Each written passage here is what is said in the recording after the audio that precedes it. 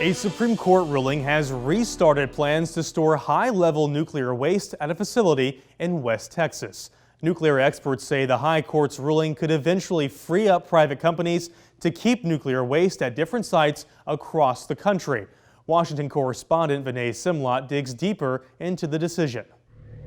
The Supreme Court says Texas doesn't have the right to sue, opening up an avenue for a private company to store nuclear waste in West Texas. The storage of spent fuel has never harmed anyone. Steve Nesbitt is a nuclear engineer and a nuclear safety analyst. A private company wants to develop this West Texas site to solve the problem of storing nuclear waste. Most of the radioactivity has decayed off. There's not a lot of heat there. The federal government licensed this site for temporary storage, but the state sued and took the case to the Supreme Court. If anyone thinks this is temporary, I have a bridge to sell you. Texas says the spent nuclear fuel would be stored over the Permian Basin, an oil and gas producing area in West Texas. What the commission has just done is put a permanent terrorist bullseye on the most productive oil field in America. But the Supreme Court didn't address the underlying legal argument. Texas claims the federal government can't license a private facility to store nuclear waste off-site from a nuclear plant. In 1982, Congress passed the Nuclear Waste Policy Act. It says the federal government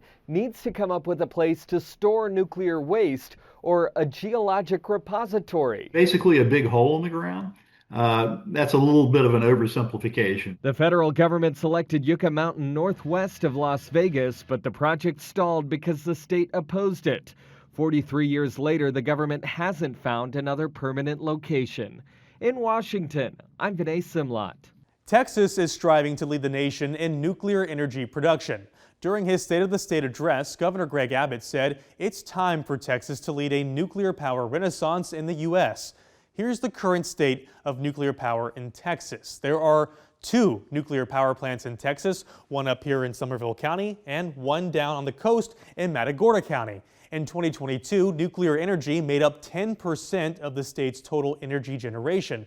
That's according to the Texas Comptroller's Office. A new nuclear power plant is under development in Seadrift, just south of Matagorda, while Texas A&M University is offering land on its research campus to allow companies to build small, modular nuclear reactors that can supply power for data centers. The state also hosts one of the largest uranium deposits in the country. South Texas accounts for 8% of known U.S. uranium. That's according to the Comptroller's Office.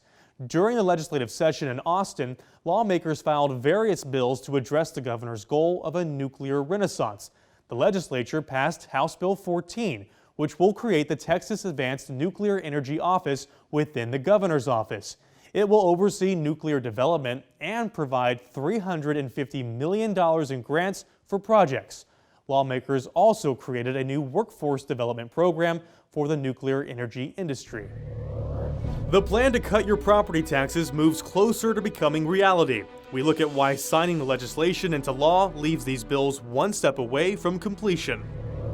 This isn't about our generation or current businesses. This is about the future of Texas. Plus, progress on the plan to make sure the state has enough water to meet growing demand, how it's hitting home for one Texas lawmaker.